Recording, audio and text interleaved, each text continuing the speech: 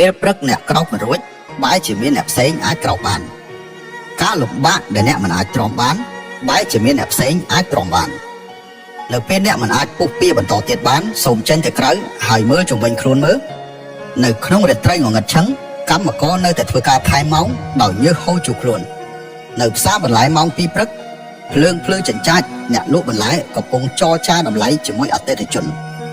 នៅហាងអាហារពេលព្រឹកម៉ោង3ទៀបភ្លឺក្រោមពន្លឺភ្លើងពណ៌លឿងស្រអាប់គេចាប់ផ្ដើមរៀបចំគ្រឿងផ្សំដើម្បីឲ្យជីវិតរឹតតែប្រសើរជាងមុនម៉ោង4ព្រឹកនៅលើដងផ្លូវក្រោមពន្លឺភ្លើងដ៏ត្រជាក់កម្មករសម្អាតផ្លូវចាប់ផ្ដើមចេញទៅបោសសម្អាតតាមដងផ្លូវរួចទៅហើយប្រសិនបើសូម្បីតែការរកលុយរបស់អ្នកត្រូវការអ្នកដទៃមកលើកទឹកចិត្តត្រូវការអ្នកតាមដាននិងជំរុញអ្នកខ្ញុំសូមណែនាំថាកុំទៅធ្វើវាអីការរកលុយគឺពិបាកណាស់ប៉ុន្តែ